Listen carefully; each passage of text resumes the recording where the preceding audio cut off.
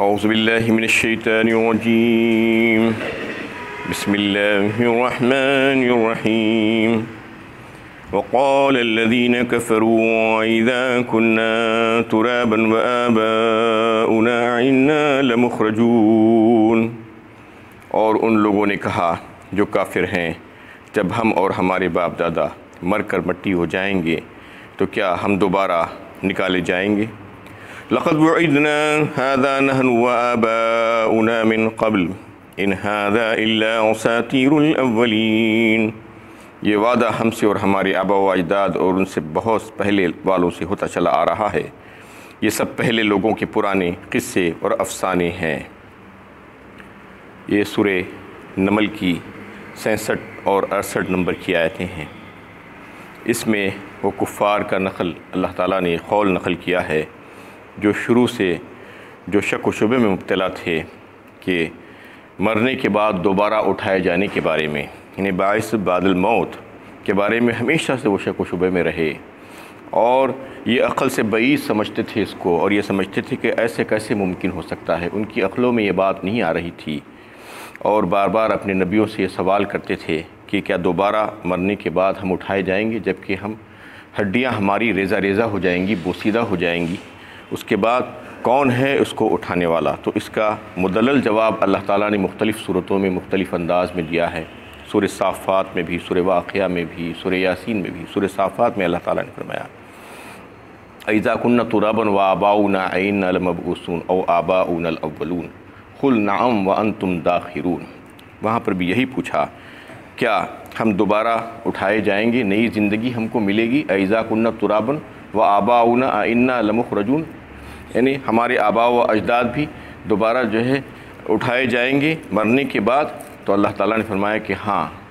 اور تم ذلیل بھی ہوگے، یعنی اب جو تم بات کو نہیں مان رہے ہو، نبیوں کی بات کی تکذیب کر رہے ہو، اور یہ سمجھ رہے ہو، اس میں شک و شبہ کر رہے ہو کہ مرنے کے بعد دوبارہ زندگی نہیں ہے، تو اس وقت جب تم کو پتہ چلے گا کہ تم کو اٹھایا جائے گا تو تم کو ذلیل و خوار بھی کیا جائے گا۔ سورہ واقعہ میں بھی اس کا تذکرہ آیا ہے اسی انداز میں، اور بتایا گیا کہ ایک وقت مقررہ، ایک وقت معلوم پر جو ہے تم کو اٹھایا جائے گا۔ یہ نہیں کہ مرنے کے بعد تھوڑے دن کے بعد اٹھایا جائے گا، سب کو ایک ساتھ اٹھایا جائے گا۔ اللہ تعالیٰ نے اس کا ایک وقت مقرر کر کے رکھا ہے۔ اور پھر سورہ یاسین میں بھی اس کا تذکرہ کیا اولم یر الانسان انا خلقناہ من نطفۃ فاذا هو خصیم مبین۔ اس میں جو ہے اللہ تعالیٰ فرما رہے ہیں کہ انسان جو ہے، کیا آپ نے دیکھا کہ اس انسان کو جس کو ہم نے نطفے سے بنایا، اولم یر الانسان انا خلقناہ من نطفۃ فاذا هو خصیم مبین، اور پھر اس کے بعد وہ صریح جھگڑالو بن گیا۔ وضرب لنا مثلا ونسی خلقہ قال من یحیی العظام وہی رمیم، اور مثالیں دیتا ہے اپنے اللہ کے لیے، رب کے لیے، اور جو ہے کہتا ہے کہ مجھے مر جانے کے بعد، ہڈیاں ریزہ ریزہ اور بوسیدہ ہو جانے کے بعد، ریل مل جانے کے بعد مٹی میں، کون مجھے اٹھائے گا؟ مثال دے کر پوچھتا ہے۔ وضرب لنا مثلا ونسی خلقہ قال من یحیی العظام وہی رمیم، جبکہ وہ اپنی پہلی پیدائش کو بھول چکا ہے۔ ونسی خلقہ قال من یحیی العظام وہی رمیم قل یحییہا الذی انشاہا اول مرہ وہو بکل خلق علیم، فرما دیجیے آپ ان لوگوں سے کہ وہی پیدا کرے گا تم کو دوبارہ جو پہلی بار تم کو پیدا کیا تھا۔ تو اس طریقے سے اللہ تعالیٰ نے مختلف انداز میں، مختلف صورتوں میں ان کے سوالات کی جو ہے جوابات دیے ہیں، لیکن لوگ مانتے نہیں ہیں۔ جو کافر ہیں وہ تو ماننے سے انکار کرتے ہی رہتے ہیں، اسی لیے تو وہ کافر ہیں، اس بات سے جو ہے بے خبر ہیں وہ کہ مرنے کے بعد جو ہے دوبارہ اٹھائے جائیں گے۔ اور پھر یہ کہتے تھے کہ یہ تو بہت پرانی باتیں ہیں، ہمارے باپ دادا سے چلی آ رہی ہیں، اور ہر دور میں یہ بات ہوئی ہے، اور ان کو کہا گیا تھا کہ تم مرنے کے بعد تمہیں دوبارہ اٹھایا جائے گا، لیکن ابھی تک کوئی بھی اٹھ کر نہیں آئے۔ ان کا مطلب یہ تھا کہ تھوڑے تھوڑے دنوں میں، چند سالوں میں کوئی اٹھ کر آ جائے۔ ان کے باپ دادا اٹھ کے نہیں آئے ہیں تو وہ جو ہے اٹھنے والے نہیں ہیں،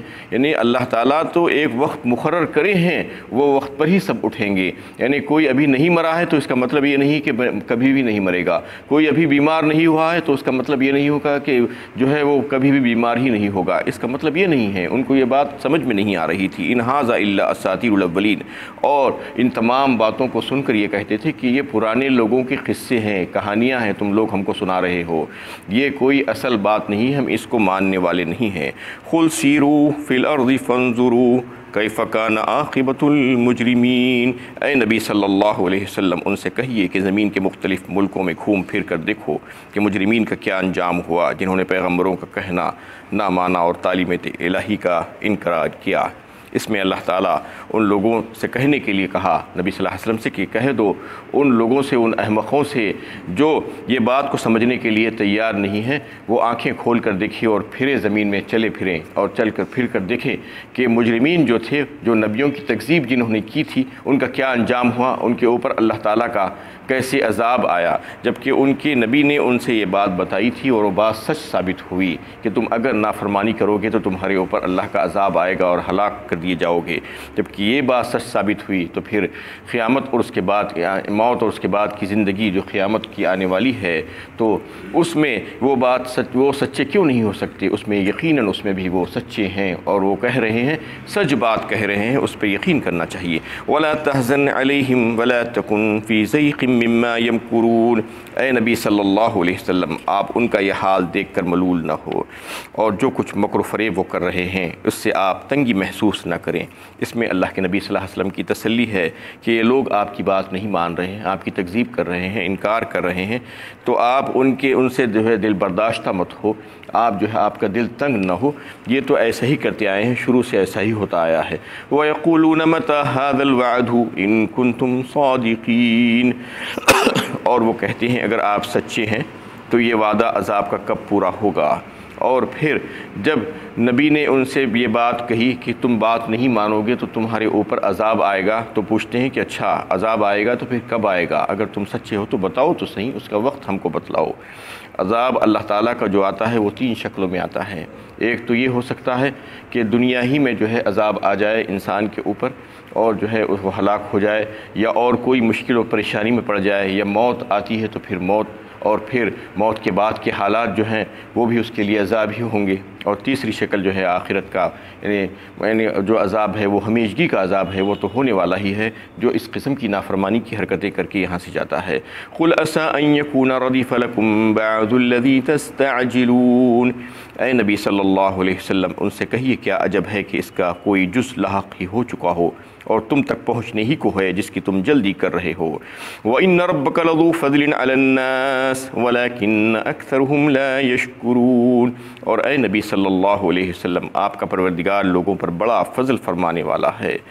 اور لیکن ان میں سے اکثر شکر ادا نہیں کرتے۔ اس میں اللہ تعالیٰ نے اپنی ایک مصلحت اور مشیت کا اظہار کیا ہے کہ لوگ جو ہے نافرمانی پر نافرمانی کرتے ہیں اور بدعمالیوں پر بدعمالیاں کرتے جاتے ہیں، نبیوں کی بات کی تکذیب کرتے ہیں، ان کے طریقوں کے خلاف کام کرتے ہیں، لیکن اس کے باوجود وہ اچھے پھلتے پھولتے ہیں اور جو ہے بظاہر لوگوں کے سامنے ایسا دکھتا ہے کہ خوب ہر چیز اچھی چل رہی ہے، اور اس وجہ سے وہ لوگ اور مزید سرکش ہو جاتے ہیں اور یہ سوچتے ہیں کہ اب ہم کو کون پکڑنے والا ہے۔ لیکن یہ اللہ کا فضل ہے، اللہ تعالیٰ بتا رہے ہیں لوگوں کے اوپر، وَإِنَّ رَبَّكَ لَذُو فَضْلٍ عَلَى النَّاسِ، وہ بڑے مہربان ہیں، بڑے شفیق ہیں، محبت کرنے والے ہیں، وہ بندوں کو موقع پر موقع دیتے ہیں، مہلت پر مہلت دیتے ہیں کہ شاید ہو سکتا ہے کہ آج نہیں تو کل وہ اپنی اصلاح کر لے گا اور درست ہو جائے گا، اور اس طریقے سے جو ہے وہ آگ میں جانے سے بچ جائے گا، یہ موقع ملتا ہے، اور یہ مہلت عمر اللہ تعالیٰ نے سب کو دے کر رکھی ہے، اس وجہ سے اس کو مہلت ملتی جاتی ہے، اور چونکہ یہ دنیا جو ہے دارالعمل ہے، دارالجزا نہیں ہے،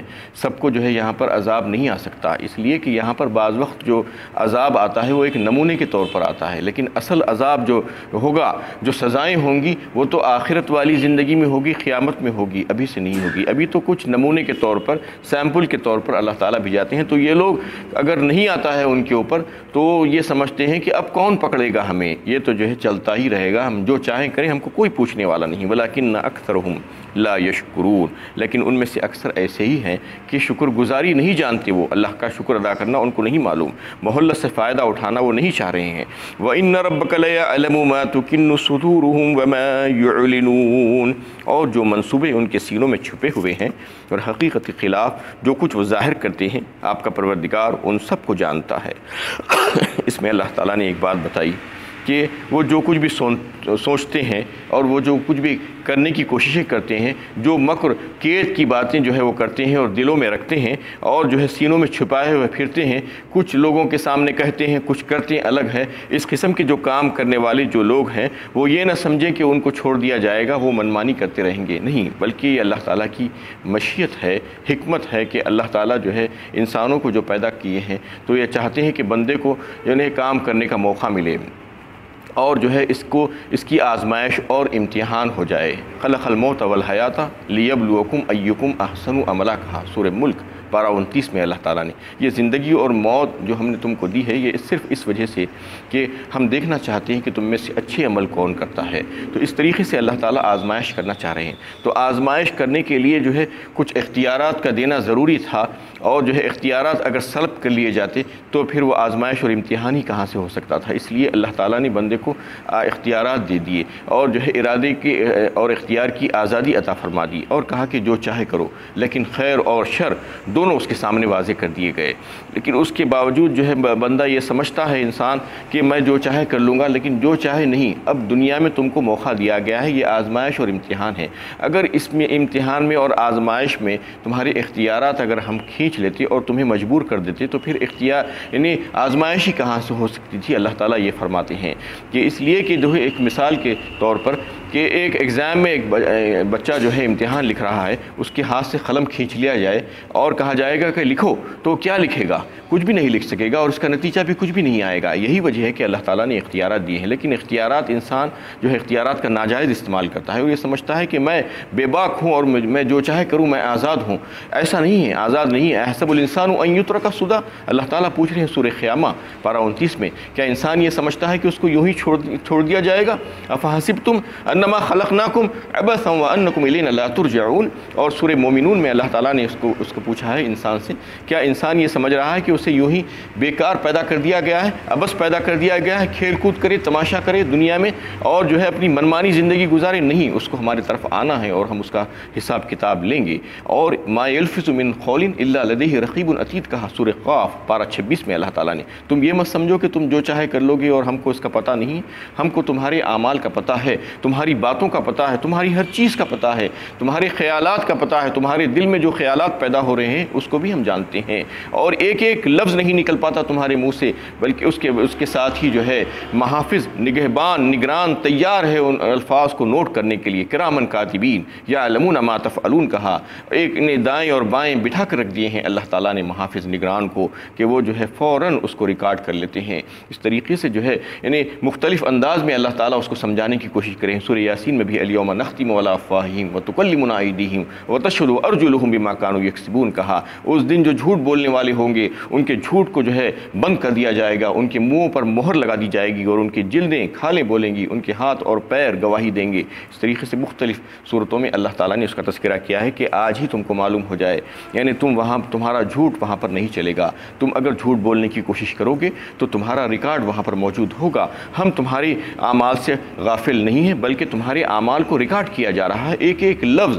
اور ایک ایک عمل تمہارا محفوظ کیا جا رہا ہے، اسی کے مطابق جو ہے فیصلہ ہوگا اور جزا و سزا ہوگی۔ اس لیے کہ دنیا میں بھی آپ دیکھتے ہیں کہ جتنا بڑا آدمی ہوتا ہے اتنی بڑی ذمہ داری، اتنا بڑا عہدہ اس کو ملتا ہے۔ جب اتنا بڑا عہدہ ملتا ہے تو ذمہ داری بھی بڑی ہوتی ہے، اور پھر بڑی ذمہ داری ہوتی ہے تو بڑے اختیارات اس کو مل جاتے ہیں۔ لیکن یہ سارے اختیارات اور ذمہ داریاں ہو جانے کے باوجود کیا وہ یہ سمجھ سکتا ہے کہ مجھے اب کوئی پوچھنے والا نہیں ہے، میرا کوئی مواخذہ کرنے والا نہیں ہے؟ نہیں، بلکہ اس کو بھی جو ہے کوئی پوچھنے والا ہوتا ہے۔ جتنا بڑا انسان اتنی بڑی ذمہ داری، اتنے بڑے اختیارات۔ ویسے ہی انسان کو اللہ تعالیٰ نے جو ہے سب سے بڑی ذمہ داری سونپی ہے، سب سے بڑا بنایا ہے دنیا میں، اشرف المخلوقات، افضل المخلوقات، ساری مخلوقات پر سب سے افضل کر کے بنایا ہے، عقل دے کر، فہم سمجھ دے کر بھیجا ہے، اور جو ہے ساری نعمتیں اس کے لیے تیار ہے، مخدوم کائنات بنا دیا گیا اس کو، ساری چیزیں اس کی خدمت کے لیے ہے۔ بتائیے یہ ساری نعمتیں دنیا دنیا کی جو ہے وہ کون استعمال کر رہا ہے سوائے انسان کے؟ دوسرے بیچارے جانور اور دوسرے دیگر مخلوقات کیا استعمال کر رہے ہیں؟ کچھ بھی استعمال نہیں کر رہے ہیں۔ انسان جو ہے ساری نعمتوں کو استعمال کرتا ہے، اس کی خدمت میں لگے ہوئے ہیں نیچے سے لے کے اوپر تک لوگ۔ تو اللہ تعالیٰ جب اس کو اتنے اختیارات، اتنے چیزیں دے دیے ہیں، اتنی نعمتیں دیے ہیں، تو پھر اس سے پوچھ کیسے نہیں ہوگی، اس سے سوال کیسا نہیں ہوگا؟ یہ بات عقل میں آنا چاہیے انسان کو کہ دنیا میں بھی ایک بڑا عہدیدار ہوتا ہے تو اس سے بھی پوچھ ہوتی ہے، اس کو جب ذمہ داریاں دے دی جاتی ہیں، اختیارات دے دیے جاتے ہیں، تو ایسا نہیں ہو سکتا کہ وہ انجوائے کر لے اور جو ہے اس کو کوئی پوچھنے والا نہیں ہے۔ انجوائے کرے گا تو پھر اس کے بعد اس کا مواخذہ بھی ہوگا اور اس سے پوچھا جائے گا کہ تم نے یہ کام کیوں نہیں کیا، یہ ذمہ داری تم کو سونپی گئی تھی، یہ اختیارات تمہارے پاس تھے، تم نے اختیارات کا ناجائز استعمال کیسے کیا، یہ اسے سوال کیا جائے گا۔ ایسے ہی انسان سے بھی سوال کیا جائے گا۔ انسان یہ نہ سمجھنا چاہیے کہ اس کو یوں ہی چھوڑ دیا جائے گا، اس کو اتنی نعمتیں سے نواز دیا گیا ہے، اتنے اختیارات دے دیے گئے ہیں ساری مخلوقات کے مقابلے میں،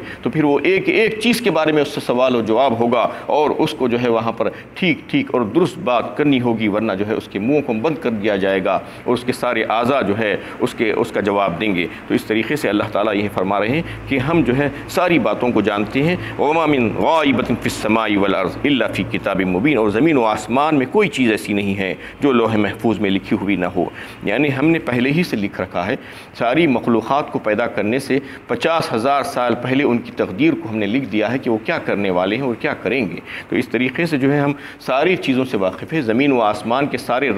رازوں اور پوشیدہ رازوں سے ہم جو ہے واقف ہیں، اور ہم لوگوں کے دلوں میں جو خیالات اٹھتے ہیں اس کو جو ہے جو وسوسے پیدا ہوتے ہیں اس کے بارے میں بھی واقف ہیں، اور جو کچھ بھی وہ عمل کرتے ہیں، جو باتیں کرتے ہیں، اس سے بھی ہم واقف ہیں۔ ہم ان سے غافل نہیں ہیں اور ان کا حساب کتاب لینے والے ہیں۔ یہ بات ان کو اچھی طریقے سے سمجھ لینا چاہیے۔ یہ اللہ تعالیٰ یہ پیغام پہنچانا چاہ رہے ہیں انسانوں کو کہ دیکھو تم ایسے ہی غفلت کی زندگی مت گزارو، بلکہ جو ہے یہ سوچ کر گزارو کہ تم کو یہ اختیارات جو دیے گئے ہیں وہ اختیارات کا صحیح استعمال کر کے آنا ہمارے پاس، اور ایمان اور عمل صالح کے پنجی کے ساتھ آنا، اور جیسا نبیوں نے طریقہ بتایا تھا ویسے ہی عمل کر کے آنا، تو پھر تم کامیاب ہو جاؤ گے۔ وآخر دعوانا ان الحمد للہ رب العالمین۔